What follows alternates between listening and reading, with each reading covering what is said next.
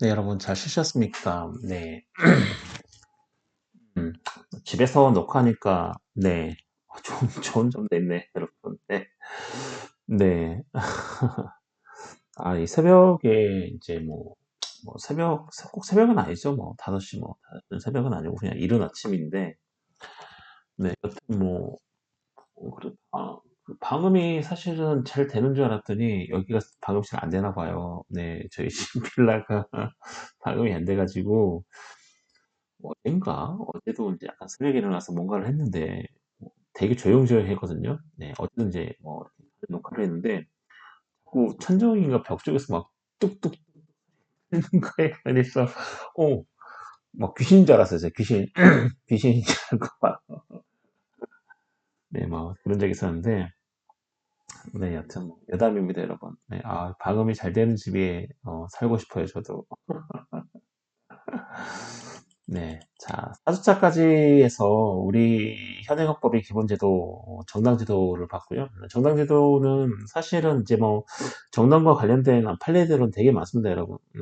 정당에 관련된 판례들이 좀 많은데, 여러분, 그 판례들은 여러분들 한번 찾아서 한번 좀 읽어보시고요. 기회가 되고 시간이 되면, 제가 이제 나중에, 네, 어떤 이제 중요한 그런 이제 그 판례들이나 이런 것들은 여러분에게 다시 한번 소개하는 시간을 좀 가질까 합니다, 여러분. 혹시나 시간이 안 되고, 그렇다면은, 소개까지는 아니고, 정리해서 여러분에게 좀 주면 어떨까 하는 생각이 들기도 하고요, 여러분. 여튼, 그때 가서 한번 제가, 한번 볼 수 있도록 그렇게 하겠습니다, 여러분.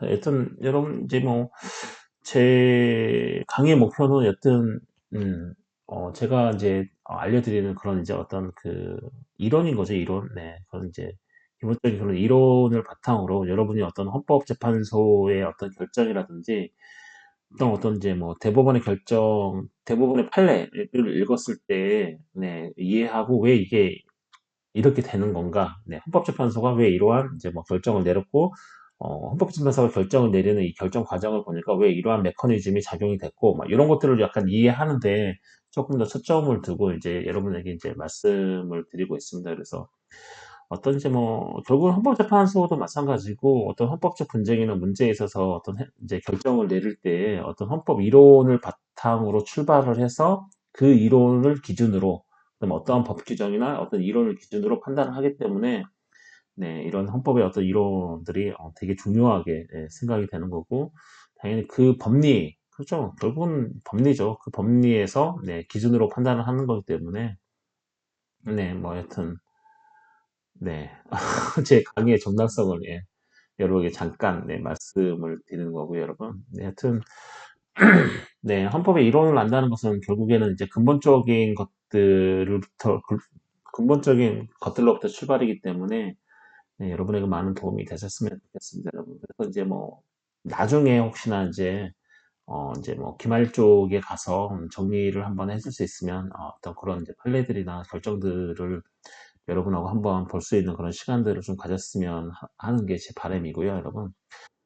재미있는 판례나 네, 결정을 할 테니까 네, 머리 아프겠다 이런 생각은 네, 네, 안 하셨으면 좋겠습니다. 네, 재밌게 설명을 해드릴 거고요. 네, 재밌는 판례도 되게 많죠, 여러분. 네.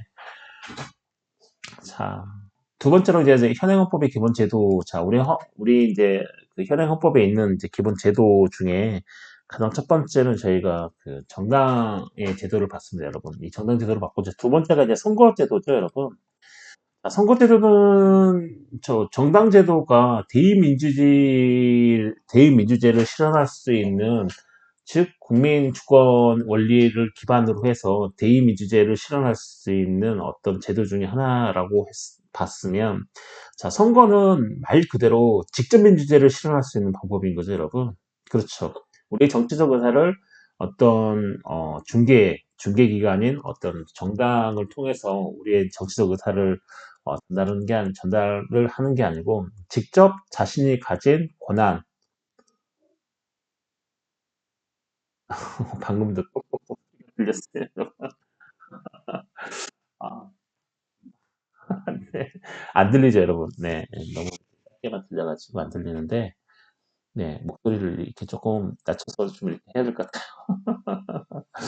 네, 여튼, 자, 정당 제도라는 건 결국은 어떤 거냐면, 우리 이제 국민주권의 원리를 기반으로 해서, 이제 우리의 이제 정치적 의사를 어떤 이제 그 중개기관인 정당을 통해서 반영을 한 거라면, 이 선거제도는 바로 우리, 뭐죠? 우리가 가진 주권을 가지고 바로 우리 주권을 행사한 거죠, 여러분.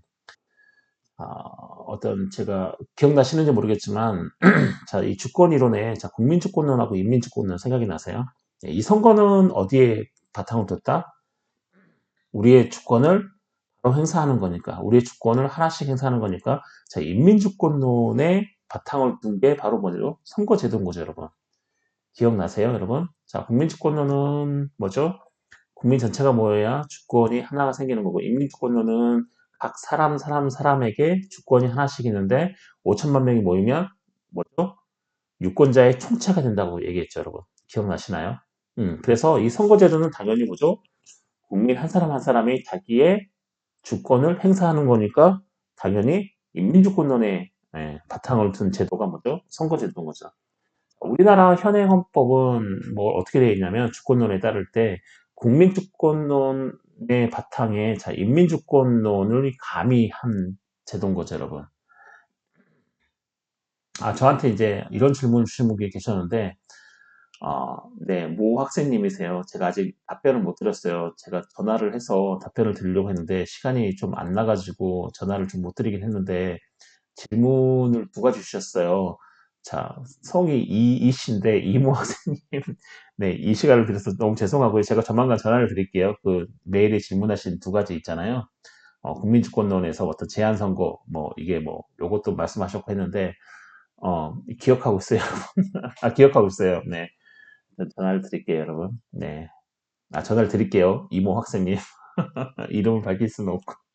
네, 여튼 그 선거제도는 그래서 이제 그 인민주권론에 기반을 둔 어떤 우리 그 국민주권의 어떤 직접적인 주권의 행사의 결과물의 어떤 제도인 거죠, 여러분. 이해하시나요? 그래서 이 선거제도는 결국은 네, 대의민주주의 제도의 한 가지 방편이기도 하지만 또 한편으로는 뭐냐면 우리가 주권을 직접적 행사할 수 있는 직접 민주주의의 또 한 가지 방법이기도 한 거죠, 여러분. 자, 인민주권론에 기반을 둔 선거제도, 여러분. 네, 어,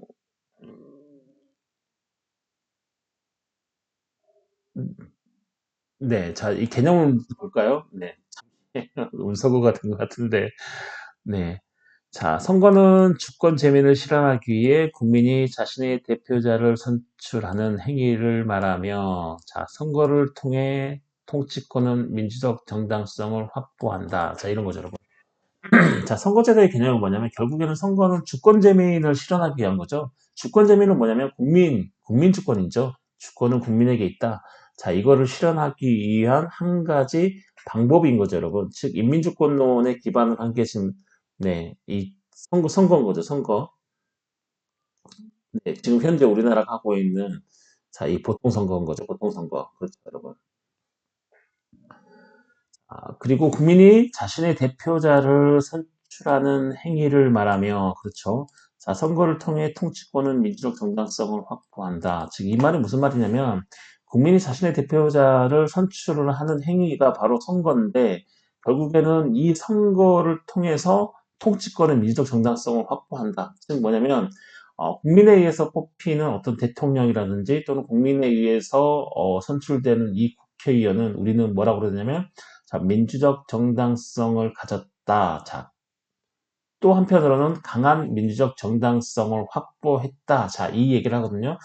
자, 민주주의 원리로 작동하고 있는 자 대한민국은 자 우리 헌법 제1조에서 대한민국은 민주공화국이라고 하고 있는데 자 이 민주공화국에서 민주주의 원리로 작동을 하고 있는 거죠 대한민국이 자 그렇다면은 과연 이 대통령이라든지 자 이 국회의원들은 당연히 국민들에 의해서 선출이 되고 지금 우리나라 현재 자 현행 헌법상 그렇게 선출이 되고 있죠. 그리고 나서 자 이 통치권이 민주적 정당성을 가졌다는 그 말은 어떤 말하고 똑같냐면 이 통치권이 국민의 지지를 받고 있다 이런 거죠. 국민의 지지를 받고 있다는 것을 어떻게 알고 있어요? 어떻게 알아요? 결국은 선거를 통해서 당선이 되면 국민이 저 사람을 지지하는구나 이렇게 하는 거죠, 여러분. 즉 선거를 통해서 이 통치권은 민주적 정당성을 확보를 하고 있는 겁니다, 여러분. 이해하시나요, 여러분? 대통령은 강한 민주적 정당성을 가지고 있다라고 표현합니다. 왜 그러냐면 결국에는 뭐예요? 국민의 다수, 그렇죠? 국민의 다수가 지지를 하는 사람인 거죠. 그래서 이 민주적 정당성이라는 것은 국민의 지지랑 똑같습니다, 여러분. 민주주의 국가에서는 자, 민주적 정당성을 가지고 있다. 자, 이 말은 뭐냐면 국민의 지지를 받고 있다 이런 거죠, 여러분. 음, 이해하시죠, 여러분? 즉 국회의원이 선출되는 것은 당연히 국회의원은 그 지역에서 어떤 국민의 민주적 정당성을 확보를 하고 있는 거죠, 여러분. 직접적인 민주적 정당성을 확보하고 있는 거죠, 여러분. 국회의원이나 대통령은. 그렇죠. 왜냐하면 국민이 직접적으로 투표를 해서 뽑힌 사람이기 때문에. 하지만 뭐 헌법재판소장이나 뭐 대법원에 있는 대법관들은 국민들이 직접 선출하는 게 아니죠. 자, 그런 사람들은 어때요? 간접적 민주적 정당성을 확보를 하고 있는 거죠. 왜냐하면 직접적 민주적 정당성을 확보하고 있는 대통령이나 국회에서 걔네들을 뭐죠? 임명하거나 또는 지명하거나 그렇죠. 그렇게 하는 거니까. 이해하시나요, 여러분? 어, 좀 이상한가? 음, 대통령이나 국회의원은 국민이 직접 선거로 뽑았기 때문에 직접적 민주적 정당성을 확보하고 있지만, 자, 헌법재판소장이나 대법원에 있는 대법관들은 국민들이 직접 선거로 뽑지 않고 우리가 선거로 뽑은 대통령이나 국회의원이 국회에서 그 대법관들이나 헌법재판소장, 헌법재판관들을 자, 임명하거나 네, 선출을 하고 있죠, 여러분. 자, 그렇기 때문에 직접적 민주적 정당성을 가진 사람이 선출을 하고 있기 때문에 자, 이런 대법관들이나 헌법재판소 재판관들은 간접적 민주적 정당성을 가졌다. 자, 이렇게 얘기를 합니다, 여러분. 이해하시나요, 여러분? 여튼 선거제도로 다시 돌아와서 이 선거가 중요한 이유는 주권재민을 실현하기 위한 방법 중에 하나고, 자, 국민이 자신의 대표자를 선출하는 행위, 그 행위를 말하고, 결국에는 이 선거가 중요한 이유는 주권 재민을 실현하기 위한 한 방법이기도 하지만, 결국에는 이 통치권에 뭘 부여하냐면, 자, 민주적 정당성을 부여하는 방법이 되겠습니다, 여러분. 이해하시죠? 네. 자, 이러한 선거의 종류는, 자, 있는데, 자, 첫 번째로 총선거가 있죠. 자, 임기가 만료된 경우 전원을 새로이 선출하는 것을 우리는 뭐라고 하면 총선거. 자, 그래서 총선 이렇게 얘기하는 거죠, 여러분. 많이 들어보셨죠? 총선. 네, 총선거. 자, 재작년인가요? 작년에 총선이 있었나요? 네, 갑자기 헷갈리네요. 작년에 있었죠. 작년에 총선이 있었죠. 예, 국회의원 총선거가 있었죠. 네. 자, 선거의 종류는 첫 번째로 총선거가 있는데, 자, 임기가 만료된 경우. 우리가 총선이라고 얘기하는 것은 자, 임기가 만료된 경우에 전원을 새로이 선출하는 것, 전부 다 새롭게 바꾸는 것을 우리는 총선거 이렇게 얘기합니다, 여러분. 그리고 재선거는 뭐냐면 자, 공직선거법 제195조에서 규정하고 있는 자, 재선거인데 제가 미리 찾아놨어요. 보시면 자, 195조 자, 재선거 보이시죠? 자, 다음 각 일에 해당하는 사유가 있을 때는 재선거를 한다. 뭐 당의 선거구에 후보자가 없는 때 그다음에 뭐 당선인이 없거나 지역 자치구 시 군의원 선거에 있어 당선인이 당의 선거구에서 선거할 지방의회 의원 정수에 달하지 아니한 때, 뭐 또 선거의 전부 무효 판결 또는 결정이 있을 때, 뭐 당선인이 임기 개시를 사퇴하거나 사망한 때, 막 이럴 때 재선거를 하게 되는 거죠. 네, 이해하시나요? 자, 재선거는 자 공직선거법 제 195조에서 195조 각호 1호에서 규정하고 있는 상황이 되면은 재선거를 하는 게 재선거를 합니다. 재선거. 네, 재선거를 하고, 자, 이 재선거는 공직선거법 제 195조가 각호 1호에서 정하고 있습니다, 여러분. 자, 보궐선거는, 자, 임기 개시 후 사망 등의 사유로 결혼이 생긴 경우에 하는 선거를 우리는 보궐선거라고 얘기하는 거죠. 이번에도 지금 보궐선거를 하고 있죠, 여러분. 네. 부산시장하고 서울시장, 네. 지금 뭐, 4월 7일 날 하는 거죠, 여러분. 서울에 주소지가 있으신 이제 학생분들은 네, 반드시 선거하기를 권유를 하고요. 뭐 그렇다고 해서 뭐 선거를 뭐 강제로 하라는 건 아니죠. 네, 하셔도 되고 안 하셔도 되는 거죠. 왜냐면 네, 강제 선거가 아니고 자유 선거이기 때문에 우리 선거 밑에 보시겠지만 이 선거 원칙에 자유 선거가 있습니다. 여기 보시면 자유 선거 있죠.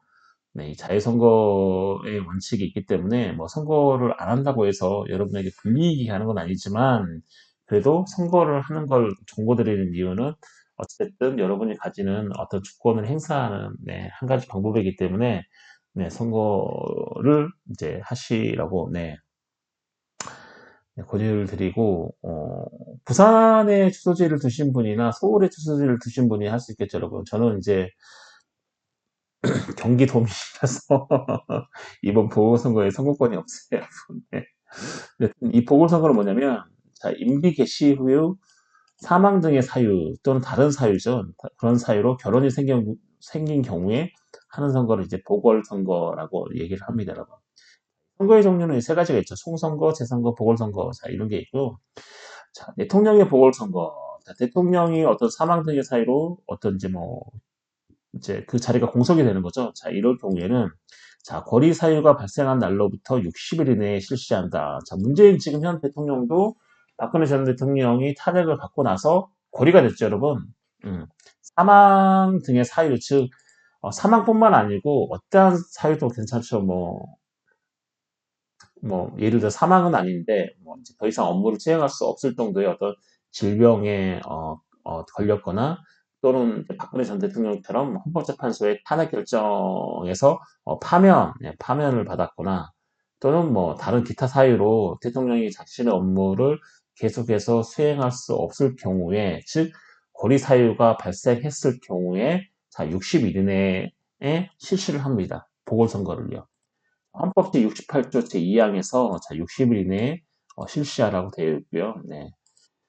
자임기가 1년 미만이라도 실시해야 하고, 자, 보궐선거에서 당선된 대통령은 임기를 새롭게 개시함. 그렇죠, 여러분. 문재인 대통령 보면 알 수 있겠죠.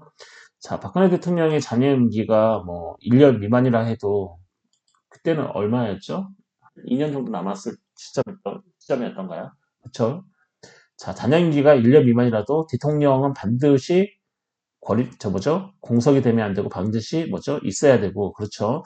보궐선거에서 당선된 대통령은 그러면 전임 대통령의 자녀 임기만 하는 게 아니고요. 자, 보궐선거에서 당선된 대통령도 임기는 새롭게 개시합니다. 우리나라 대통령 임기가 몇 년이죠? 네, 5년이죠, 여러분. 5년. 네, 5년. 네, 자, 5년이죠, 여러분. 네. 자, 제가 잠시 아까 헷갈려서 잠깐, 네, 때리고 있었는데, 우리나라는 대의민주제를 기본으로 하고, 거기에 이제 직접 민주주의는 아니죠, 여러분. 네.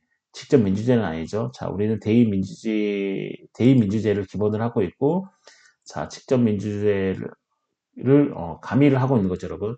즉, 주권론으로 보면, 국민주권론의 바탕으로, 자, 인민주권론을 이제 가미를 하고 있는 건데, 이 선거가 인민주권론의 어떤 대표적인 어떤 제도가 되는 거죠, 여러분. 네.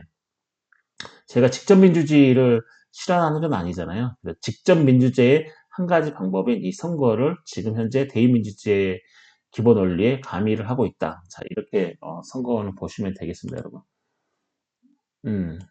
이해하시나요? 갑자기 생각이 나서 네, 다시 돌아왔습니다. 다시 돌아와서 자, 보궐선거는 대통령은 무조건 해야 된다는 거죠. 대통령이 고리 사유가 발생하면 무조건 60일 이내, 네, 60일 이내, 그래서 두 달, 네, 거의 두 달이죠, 여러분. 자, 60일 이내에 반드시 실시를 해야 되고, 여기서 우리가 새롭게, 상기를 해야 될 건 뭐냐면, 보궐선거에서 당선된 대통령은 전임 대통령의 자녀 임기만, 뭐죠? 임기가 아니고, 임기를 새롭게 시작한다는 거죠. 자, 대통령 임기는 우리는 뭐죠? 5년 단임으로 하고 있죠. 그래서 5년의 임기를 새롭게 시작하는 거죠. 여기서 이제 우리가 하나 눈여겨볼 것은 그러나 자 지역구 국회의원 선거 그렇죠. 그다음에 지방자치단체장 그다음에 지역구 지방의회 의원 선거의 경우 보궐선거를 실시하지 않아도 되는 특례가 있으며, 즉 뭐냐면, 자, 대통령은 무조건 거리가 되면 무조건 실시를 해야 되지만, 자, 지역구 국회의원이라든지 지방자치단체장, 그다음에 네, 지역구 지방의회 의원 선거는, 자, 보궐선거를 실시하지 않아야 되는 자, 특례가 있습니다. 반드시 안 해도 되는 거죠. 해도 되는 거고 안 해도 되는 거고. 그다음에 만약 한다면은 그때 그 당선자는 전임자의 자녀 임기인 거죠, 여러분. 자, 대통령은 새롭게 본인의 임기를 시작하지만 5년이라는 임기를 보궐선거를 통해서도 하지만, 이런 지역 국회의원 선거라든지 지방자치단체장, 그다음에 어떤 그 지역구 지방의회의원 선거에서 보궐선거로 당선되신 분들은 임기가 뭐냐면 전임자죠. 네, 전임자의 자녀 임기 기간만큼만 합니다, 여러분. 자, 공직선거법 제200조랑 제201조에 이를 이제 명시를 하고 있습니다, 여러분. 이해하시나요, 여러분? 자, 그다음에 네, 선거의 기본 원칙을 보겠습니다, 여러분. 자, 선거의 기본 원칙은 총 5개가 있는데, 자, 첫 번째로 보통선거, 두 번째로 평등, 세 번째로 직접, 네 번째로 비밀선거, 그 다음에 다섯 번째로 자유선거 원칙이 있습니다. 이 중에서, 자, 보통, 평등, 직접, 비밀선거는 헌법에 나와 있는 사항인 거죠, 여러분. 네, 헌법에 보통, 평등, 직접, 비밀선거 한다고, 자, 헌법이 명시되어 있는 거고, 그 다음에 이 자유선거는 뭐냐면, 자, 헌법에 명시되어 있는 이 선거하고 헌법의 기본 논리상 파생되고 조출할 수 있는 선거의 기본 원칙이 되겠습니다. 이 자유선거라는 것은. 네. 그래서 첫 번째로 이 보통선거를 보시면, 네, 제한선거의 반대 개념인 거죠, 여러분. 네, 제한선거의 반대 개념인 겁니다, 여러분. 네.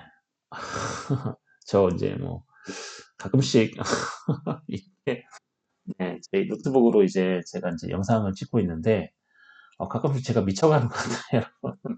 왜냐면, 네, 여러분이 앞에 있다고 생각을 하고 이제, 강의를 하고 있는데, 순간 막 그런 때가 있거든요. 머릿속에 계속, 그치, 학생들이 내 강의를 듣고 있어. 그 머릿속으로 계속해서 상기해가면서, 머릿속으로 이미지를 그려가면서 하고 있는데, 각자 그렇게 계속해서 이제 없는 사람들을 머릿속에 계속 이미지를 이제 그리면서, 맞죠? 이렇게 강의를 하다 보니까, 네, 점점 미쳐가는 것 같아요, 사람이. 네. 이게 동영상 강의가 별로 이제 안 좋은 것 같아요. 그렇죠, 여러분. 네, 대면 강의를 하고 그래야 괜찮은데, 동영상 강의의 폐해는 여러분도 물론 폐해들이 되게 많다고 저는 생각을 하는데, 저도 가끔씩, 사람이, 미쳐가는구나, 막 이런 생각이 들 때가 있어요, 여러분. 네. 어, 네. 또 돌아와서, 네. 갑자기 들었어요, 그런 생각이. 네.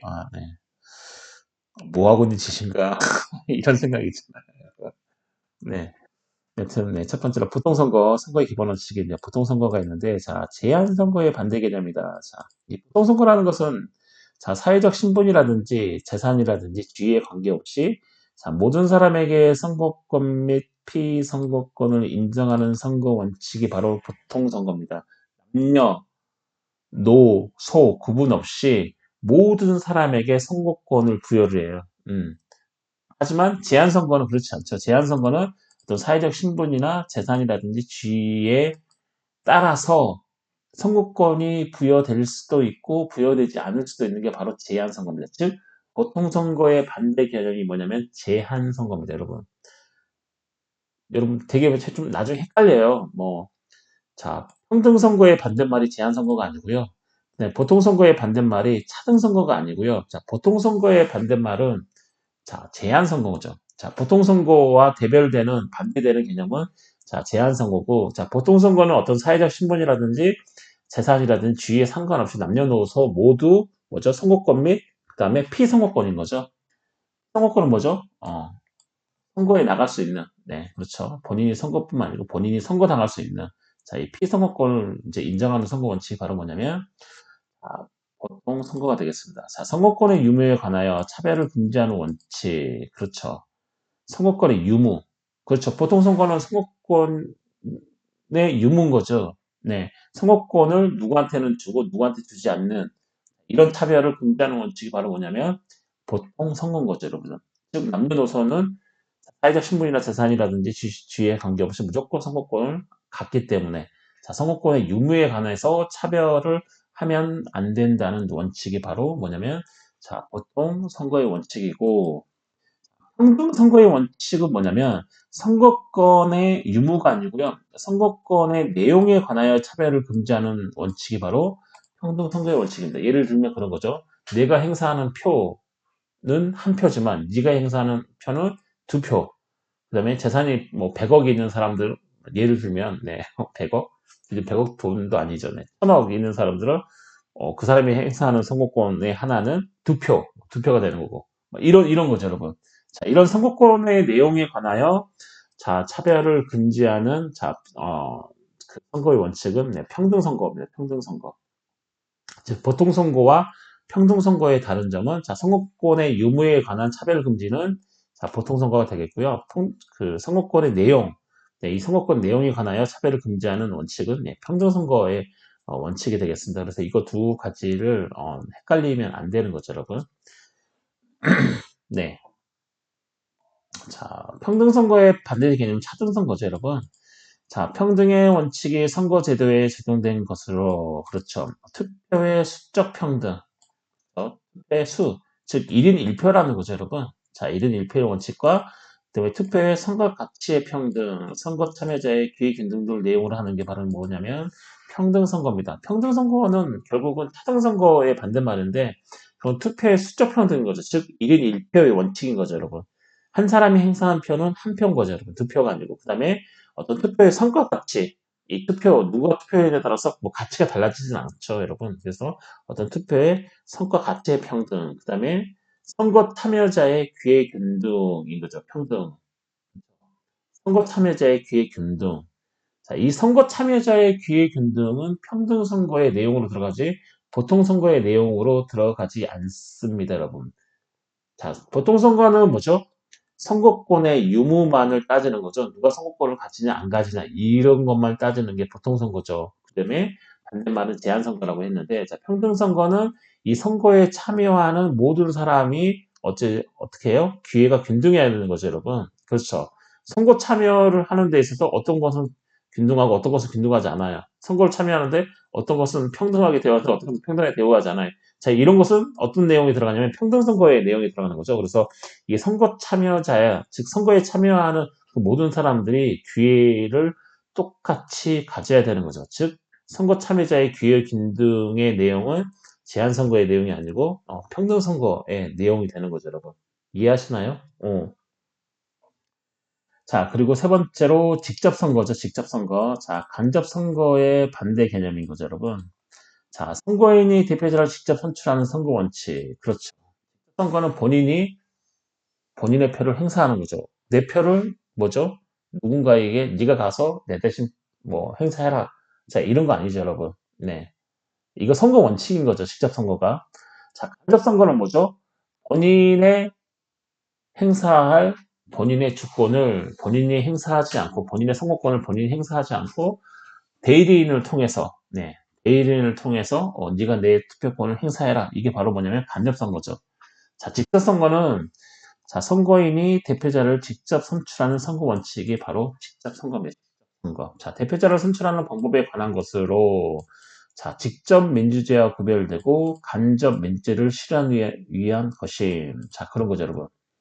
자, 여기에서 아까 이제 그 선거제도 아까 저 위쪽 제가 여기서 잠깐 네, 잠깐 막 멍을 때렸던 이유가 이거죠. 이 개념을 설명을 해드릴까 이 생각을 하다가 멍을 때린 건데 여기 있네요. 네, 직접 선거, 간접 선거의 반대 개념. 자, 선거인이 대표자를 직접 선출하는 선거 원칙이 바로 직접 선거고요. 자, 이 직접 선거는 자, 잘 보세요. 대표자를 선출하는 방법에 관한 거죠, 여러분. 이 직접 선거는 여기서 직접 선거라고 하는 것은 뭐냐면은 직접 민주주의를 하고 있다는 게 아니고요, 여러분. 자, 대표자를 선출하는 데 있어서 우리 대표자, 자, 그렇죠. 대의민주제를 기본으로 하고 있기 때문에 우리는 우리의 대표자를 선출을 해야 되는데, 그렇죠.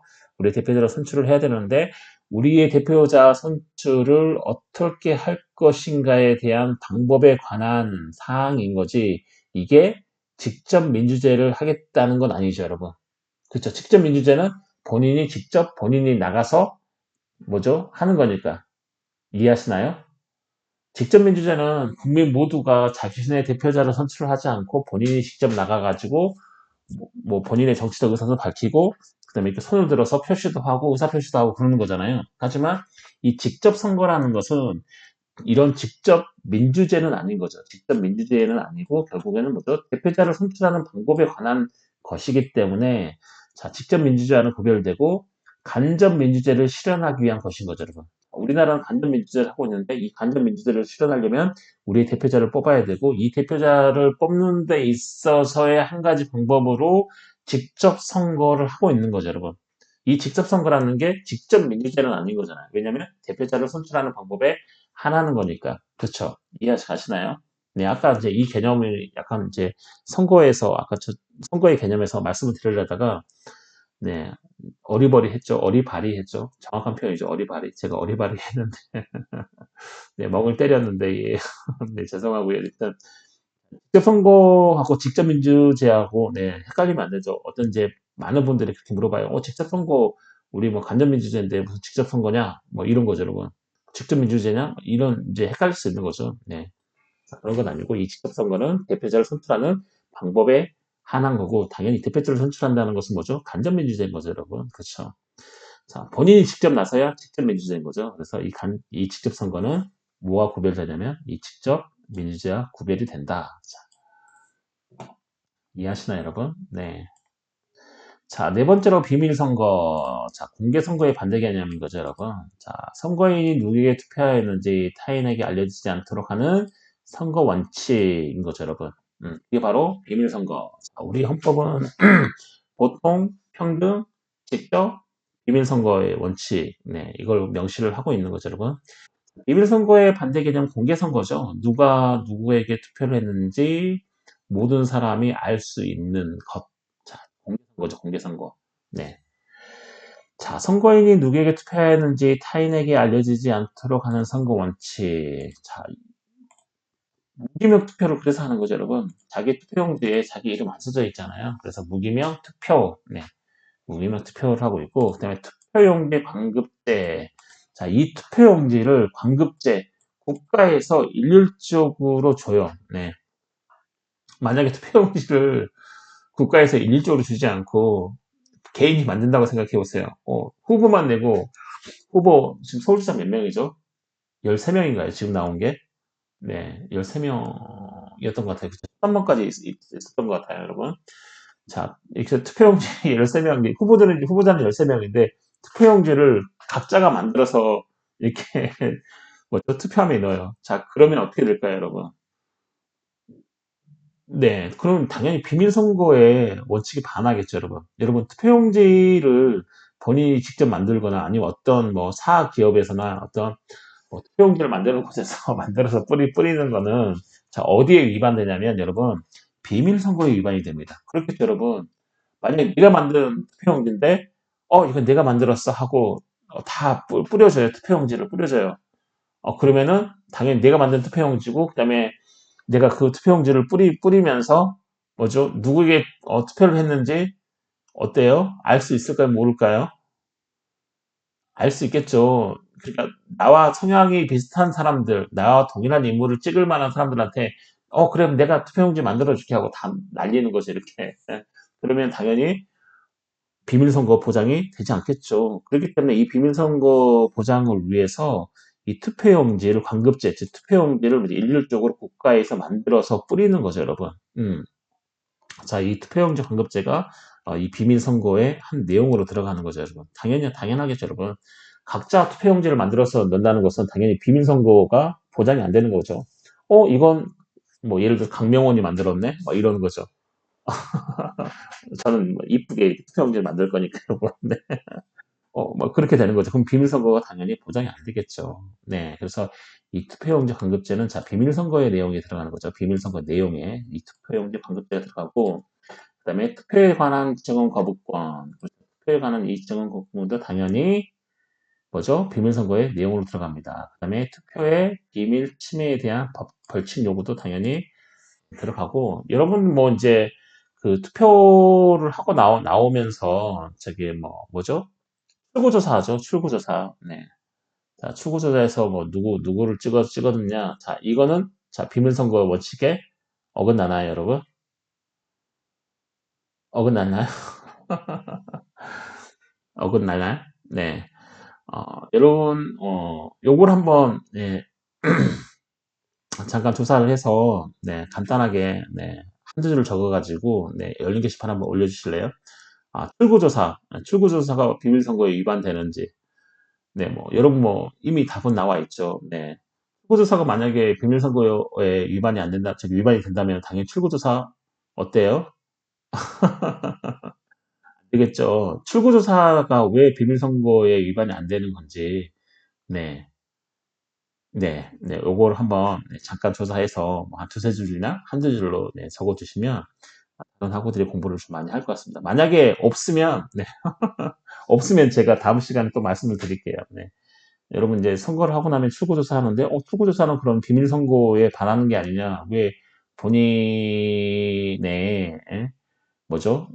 누구를 찍었는지 출구조사를 통해서 확인하냐. 그래서 우리 그, 개표 방송 할 때 처음에 출구조사 그것도 있잖아요. 출구조사 발표하잖아요. 출구조사 해가지고, 누구 후보 몇 퍼센트, 누구 후보 몇 퍼센트 막 이렇게 발표를 하잖아요, 여러분. 네. 자, 이거는 비밀선거, 즉, 출구조사는 비밀선거에 위반되지 되는가, 되지 않는가. 네. 왜 안 되면 왜 안 되는가. 네. 이런 것들을 간단하게 열린 게시판에 올려주시면 좀 도움이 많이 될 것 같습니다, 여러분. 자, 마지막으로 헌법 명문의 규정은 없지만, 자, 자유선거의 원칙을 우리, 선거 원칙은, 네, 가지고 있습니다, 여러분. 선거. 자, 위에 네 가지 보통, 평등, 비밀, 직접 선거는, 자, 헌법에 뭐죠? 명시가 되어 있어요. 그 선거가. 하지만 자유선거는 뭐냐면, 네, 명시가 되어 있지 않지만 이 선거 제도에 대해서 당연히 파생되는 선거 원칙이 바로 자유선거, 즉 헌법상의 명문은 없습니다, 여러분. 이 자유선거는 당연히 강제선거의 반대 개념이고요. 그렇죠. 자유선거란 건 뭐냐면 어떠한 강제나 압력 없이 자유롭게 투표가 행하여져야 된다는 원칙이 바로 자유선거입니다. 즉 자유선거는 결국에는 강제나 압력 없이 자유롭게 본인이 하고 싶으면 하고 싫으면 하기 싫으면 안 해야 된다는 원칙이 바로 자유선거죠, 여러분. 자, 우리 헌법상 자유선거의 원칙은 명시되지 않았으나, 그렇죠, 여러분? 명시되지 않았으나 국민주권의 원리, 자, 의회 민주주의 원리, 참정권 등을 근거로 인정된다. 자, 봅시다. 국민주권의 원리.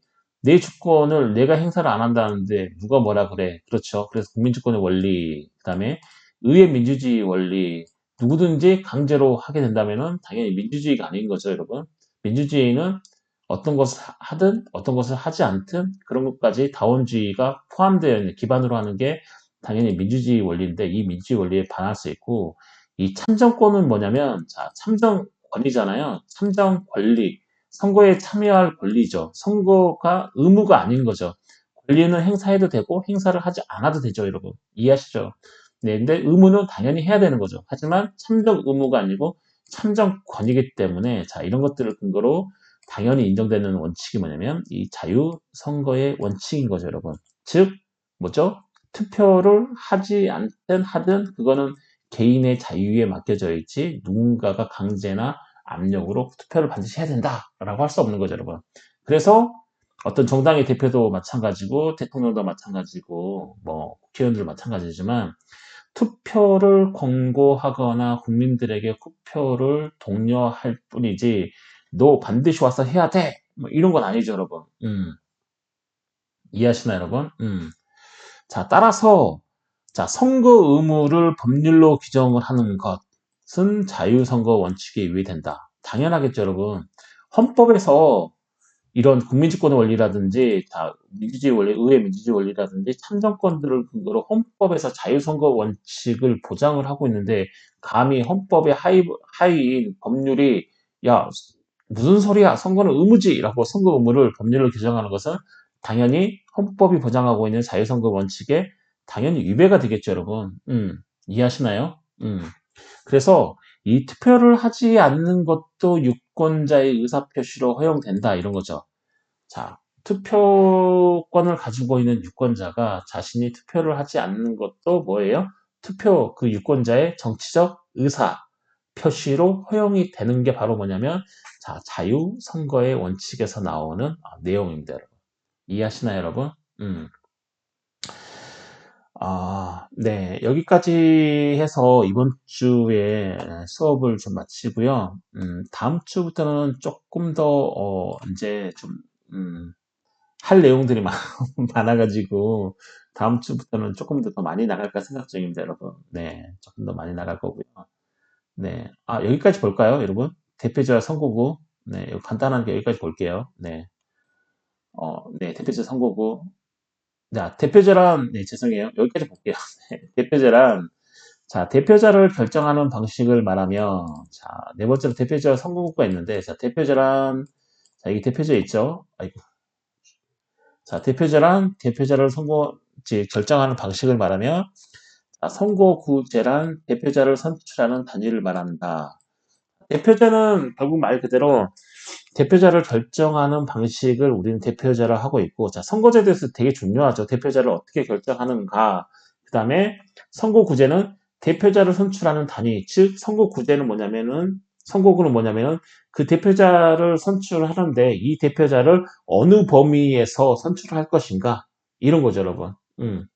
자, 대표자라는 것은 뭐냐면 대표제라는 것은 대표자를 결정하는 방식을 얘기를 하는 거고, 자, 선거구제라는 것은 무슨 이 대표자를 선출을 할 때에 그 단위, 대표자를 선출하는 단위를 어떻게 할 것인가, 이게 바로 이제 선거구라고 얘기하는 건데, 자, 대표제에는 세 가지가 있죠. 다수, 소수, 비례대표제가 있는데, 자, 다수 대표제는 뭐냐면 다수 대표제, 다수의 표를 얻어야지만 대표가 되는 것. 그래서 다수 대표제인데 이 다수 대표제는 당연히 그러면 최고 득표자만 당선되는 게 다수 대표제가 되겠죠, 여러분. 그렇죠, 여러분. 음. 다수 대표제예요. 다수가 지지해야지만 대표가 된다. 그래서 다수 대표제인 거죠, 여러분. 그래서 최고 득표자만 당선이 되고요. 자, 소수 대표제는 뭐냐면 다수가 아니고 소수의 지지만 받아도 대표가 되는 게 소수 대표제. 즉 최고 득표가 아니라도 당선이 되는 거죠. 예를 들면 1등도 당선이 되고 2등도 당선이 되고 3등도 당선이 되는 게 바로 뭐냐면 소수 대표제입니다, 여러분. 그 다음에 비례대표제는 여러분 다 알다시피 정당의 득표율에 따라 의석을 배분하죠, 여러분. 작년에 여러분 그 총선할 때 정당 득표도 했죠? 정당이 어떤 정당을 지지하는가도 투표를 했죠. 그다음에 그 정당 득표율에 따라서 우리 국회 300석이라는 그 의석이 있는데, 그렇죠, 여러분? 우리나라 국회 300석이죠. 국회의원 300명인 거죠. 정원. 공직선거법에 나와 있어요, 여러분. 공직선거법에, 아, 19조에, 네, 19조에 나와 있죠, 여러분. 그쵸? 참 볼까요? 공직선거법 19조가 맞을 거예요, 제 기억에. 어디, 아, 아이고. 여기 있네요. 19조가 아니네요. 죄송해요. 네. 21조인가? 헷갈리네. 이거, 여기 있네요. 죄송해요. 21조네요. 네. 자, 국회의원 의원 정수. 자, 국회의원 의원 정수는 지역구 국회의원 253명, 비례대표 국회의원 47명을 합하여 300명으로 한다. 네. 21조였습니다, 여러분. 여기, 네. 1분 만에 맞췄네요. 자, 그래서 이 비례대표제는 자, 정당의 득표율에 따라서 자, 의석이 배분된다. 자, 공직선거법 뭐죠? 공직, 골직이 아니죠. 공직선거법 제